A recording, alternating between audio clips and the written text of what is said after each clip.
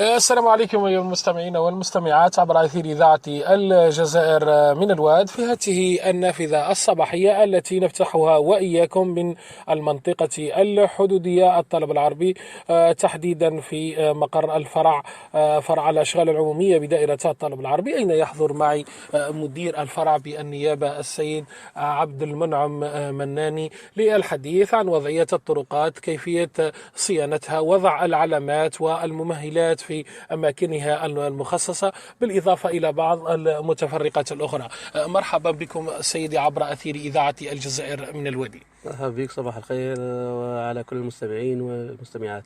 شكرا. إذا يعني عمل كبير يعني تقومون به من خلال الفرق المتنقلة على مدار يعني محاور شبكة الطرقات بدائرة الطلب العربي التي تتميز يعني بالشساعة، بها طريقين وطنيين ألا وهما الطريق الوطني رقم 16 من مدخل الشمالي لولاية الواد من بلدية بنقشة إلى غاية نقطة التقاطع بين الطلب العربي وحسي خليفة، وكذلك الطريق الوطني رقم 48 في محورها الرابط من النقطة الكيلومترية 60 إلى غاية المركز الحدودي، بالإضافة إلى بعض الطرق الأخرى الغير مصنفة أيضا التي تعبر الحدود. يعني في البداية أعطينا وضعية الطرقات على مستوى إقليم اختصاصكم. بسم الله الرحمن الرحيم. أولا أنا في قطاع الطرقات في الجهة الحدودية، يعني 3 بلديات تضم طلب العربي، بن قشة ودوار الماء.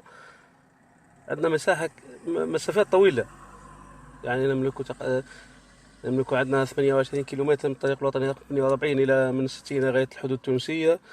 عندنا 72 كيلومتر إلى غاية حدود ولاية تبسة، وعندنا الطرق البلدية والطريق الولائي يربط بين طلب العربي ودوار الماء، إضافة إلى طرق حماية الحدود. هذه طرق جديدة صح. يعني تربط بولاية ورقلة إلى تصل إلى بلدية رباح، غربا إلى كما قلنا إلى ولاية ورقلة جنوبا. صح.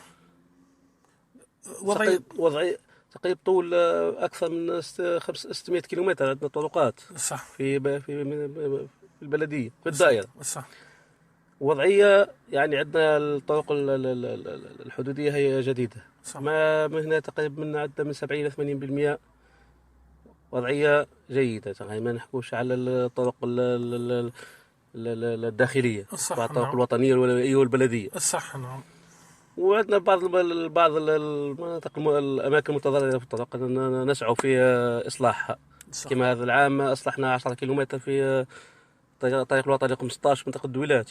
جميل. نعم. إلى غاية حدود ولاية تبسة. صح. وأنا دائما وكان عندنا إصلاحات دورية تقوم بها فرقة الصيانة التابعة للفرع. صح. عمال الفرع إذا تحت إشراف الفرع وتحت إشراف المديرية. هي فيها إصلاحات طبقة السير كما نقول القدر، إضافة إلى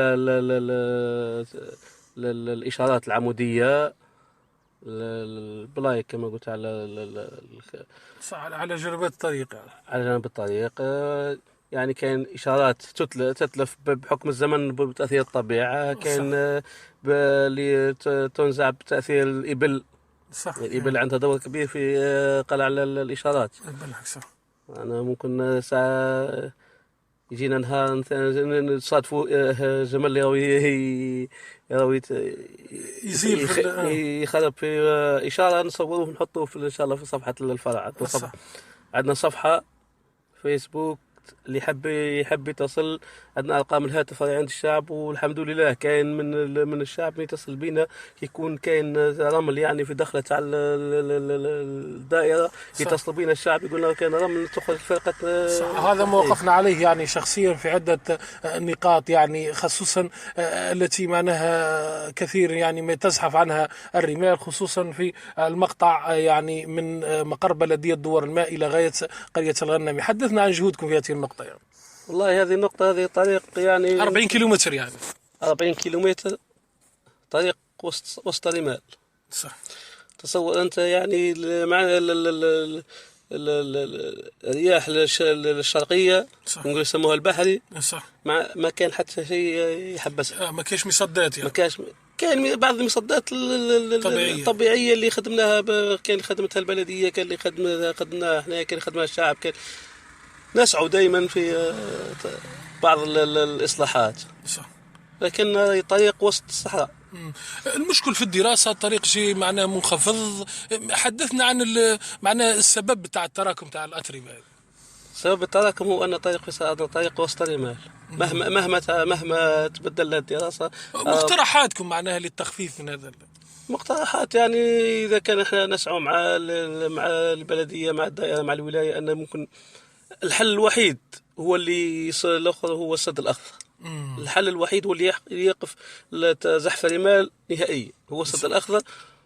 ولو أنه صعب نوعا ما، كما نقول منطقة رملية باش تقوم بها لازمها حتى تكبر الأشجار وحتى باش تخدم الخدمة تاعها. لكن احنا نسعى إن شاء الله مع اقترحناه على البلدية الحل هذا، واقترحناه على الدائرة، وإن شاء الله سابقا عند سنوات يعني، حتى في الأخرى في اقتراحات تاع الدولة اللي دارت على المناطق الحدودية مع المجلس الشعبي، المجلس البلدي السابق، اقترح الأمر هذا، وما زال أنا في الانتظار إن شاء الله. حدثنا عن عمل فرق الصيانة. معنا ديما نشوف فيها يعني ديما تثبت في العلامات يعني من أجل إعلام يعني مستعملي الطريق بوجوب يعني الحيطة والحذر. حدثنا عن جهودكم في هذه النقطة يعني. هذه يعني هذه صيانة دورية. صح. صيانة دورية يوميا عندنا فرقة الصيانة تعمل الشيء هذا. صح. لا أهم أعمالها، الأعمال الأساسية عندها الإشارات العمودية، عندنا صيانة الطبقة كما نقولوا طبقة السير، يكون كان حفرة ولا كان نصلحوها، عندنا كسح الرمال. صح. تقريبا هذه أهم أشغالهم. إضافة لتنظيف الطرقات نقولوا من الأعشاب اللي يجي جانب الطريق، كما من الأتربة، من كل شيء. صح. نحن يعني مقبلون على فصل الربيع. فصل الربيع أيضا عادة يشهد يعني هبوب رياح كبيرة تشكل يعني اختناق على بعض الممرات، خصوصا زحف الرمال على الطرقات. يعني كيفاش راكم مستعدين لمجابهة هذه الظاهرة الطبيعية؟ والله احنا هذه راهي شيء امر عادي عندنا بالنسبه لنا، ماهوش عمل روتيني يعني. عمل روتيني سنوي، كل عام عندنا باينه يلحق شهر فيفري نبدو نستعدوا، مارس ابريل حتى ماي الرياح مات بدون توقف. يعني توقف يوم يومين تعاود. صافي. تخصصوا فرق متنقله يعني؟ فرق متنقله هي يوميا دائما موجوده. بقت ان في الفتره هذه نزيدوا نجندوا العمال الكل، نحضروهم حتى نفسيا، تحضر نفسيا العامل انك تخرج في اي وقت. ماكش ماهوش عامل من ما نقولوا من 8 ل 4 او يخدم 24 ساعه. نخدموا في الليل، في الصباح، في المساء، في كل وقت. في بعض الاحيان عندنا بعض المسالك اللي لازم انها ما تغلقش، يعني كما طريق الوطني رقم 16 مليئات الولاية، يعني مدخل رئيسي مستحيل انك تخليه ينغلق. في بعض الاحيان تكون الرياح قويه، 3 فرق تدول عليه في 24 ساعه بدون توقف. صح. يوم فات علينا ايام يعني 24 ساعه الالات تخدم في الطريق الوطني رقم 16. ودعمنا الحظيره في حظيره الولايه على الامداد، يعني الامداد بالعتاد. صح. جميل. يعني كما قلت يعني بعض العلامات يعني تتعرض إلى نوع من التخريب من طرف يعني بعض الأطفال القُصّر، كذلك حتى عامل الحيوانات. يعني كما رصدتم يعني في بعض خرجاتكم الميدانية كلمة قصد نشر التوعية أكثر، ووضع يعني المواطن أمام مسؤوليته في الحفاظ على العلامات الموضوعة على جانبات الطريق التي هي تحمي يعني مستعملي الطريق من بعض الحوادث. يعني للأسف الشديد هذا أمر وقفنا عليه. يعني عامل الحيوانات ما عنده حتى حل. صح. لا، عن طريق المربين على الأقل. يعني المربين أنهم يحاولوا أنهم يبعدوا الإبل تاعهم على خصص راعي يعني على جانب الطريق، ويحاولوا دائما ما يخلوا هذه لحماية الإشارات وحماية حتى المرأة في الطريق. صح. نعم.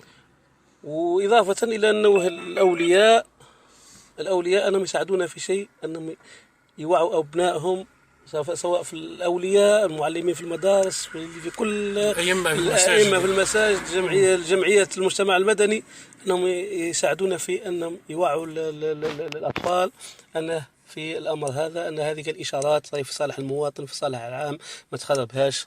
صح.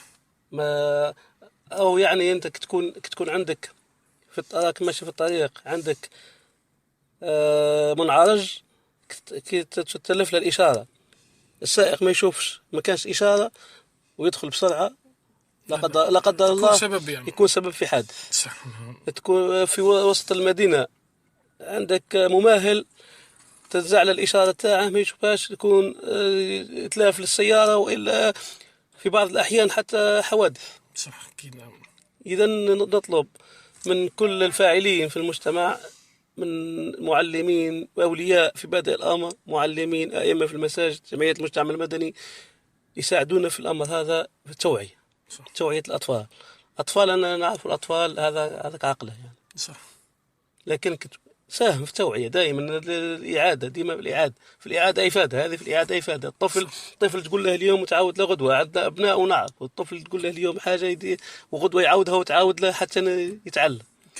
ساعدونا، هذا الطلب الوحيد اللي نطلبه من الأخوة، أن يساعدونا في توعية الأطفال. صح. جميل. نختم يعني، هل من آفاق يعني مشاريع مستقبلية لشبكة الطرقات على مستوى إقليم اختصاصكم؟ والله هذا العام مازال ما عندنا حتى جديد. صح. هذا العام، هذا أخر عام 22 كان عندنا آخر مشروع في الدائرة هذا تاع الطريق الوطني رقم 16. والله ونسعوا دائما نطلبوا، إن شاء الله إن شاء الله يكون فيها خير. احنا شبكة الطرق الحمد لله هي شبكة طرق واسعة، دائما أصلا نسعوا للحفاظ على الطرق اللي عندنا. صح. جميل. ونسعوا لفتح آفاق جديدة. صح. آفاق جديدة في شبكة الطرق، يعني الطرق اللي تفتح آفاق في كل شيء. نعم. هي شريان التنمية. هي شريان التنمية. صح. جميل. يعني دائما نطلبوا إن شاء الله نديروا في الدراسات، ونديروا في المتابعات، سواء مع المجالس الشعبية البلدية، مع الدائرة، مع كل القطاعات. صح. اقتراحات من كل القطاعات، يعني نعمل ونسعى في العمل لكل فائدة المواطن. صح. جميل. شكرا. إذا أشكرك يعني السيد عبد المنعم مناني، رئيس قسم الفرع الأشغال العمومية بالنيابة على مستوى دائرة الطلب العربي، على هذه البسطة وهذه التفاصيل عن شبكة الطرقات وكيفية المحافظة عليها بإقليم اختصاصكم. إذا ما بقي لمستمعينا الأكارم إلا أن نشكركم على حسن الإصغاء وكرم المتابعة، وهذا عبد الله دويم يحييكم من